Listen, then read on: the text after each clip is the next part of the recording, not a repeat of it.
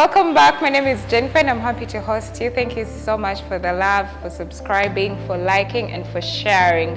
If you've not yet subscribed to this YouTube channel, go ahead and click the bell. We have a lot of content coming and you don't want to miss that. So make sure you subscribe to the channel. Today, someone asked a question that I want to answer. They asked if you're in an interview and they ask you the salary question. We all look forward to that question, don't we?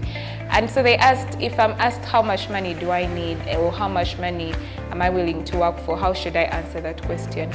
And there are two ways to go around that, and I'm going to be sharing those two ways. First of all, you can play around, get Chiba Dize, give them back the questions. You can ask them how much are you offering for that position. They could be straightforward with you and tell you for that position we are offering this amount of money, or they could take the longer route and say you don't know how much money you want, or we're the one who have asked, can you answer? So such things. So you want to be able to answer that question.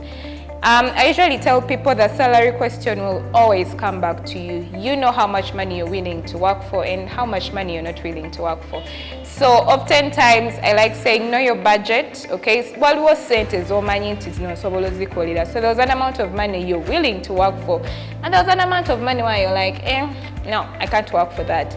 And so you want to be able to communicate with confidence that for this position I'll be taking this amount of money with confidence. And you don't need to be shy about it. Just be with confidence and say this is the amount of money I'm willing to work for.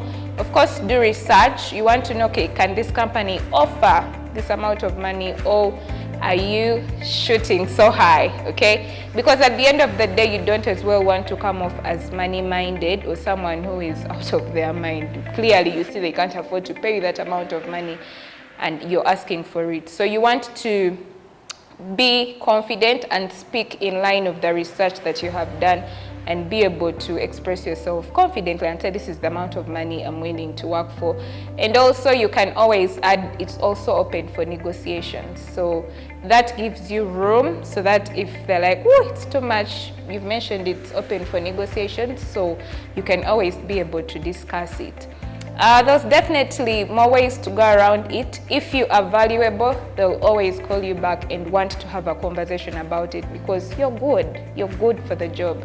If you're not, that could easily disqualify you. So other than focus so much on the salary question, make yourself valuable that even when you mention a number that is too high, they're open to sit you down, or they are willing to sit you down and say, okay, we need you for this position, can you bring it down a bit? Or they're like, oh, thank you so much, we'll pay you that. Whatever it is, I would prefer you make yourself more valuable. So those are ways you can go around it. Number one, give it back to them. How much are you offering? Then let them tell you, then have a conversation about it. Or you can say the amount of money you want to work for and end by saying you're open for negotiations. So I hope this helps you so much. For those that are going for interviews, for those that are wondering, how do I answer these questions? This should be able to help you. Yeah, I would like to shout out to Libakari.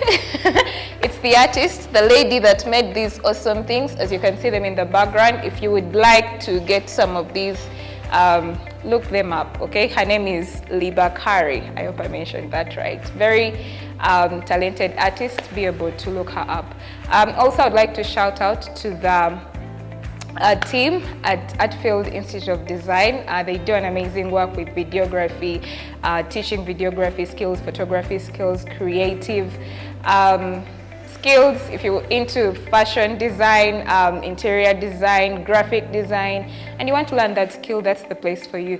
I also want to shout out to the Creative Tribe. Yeah, those guys are amazing. If you don't know about them, look them up. Doing amazing work in Ginger.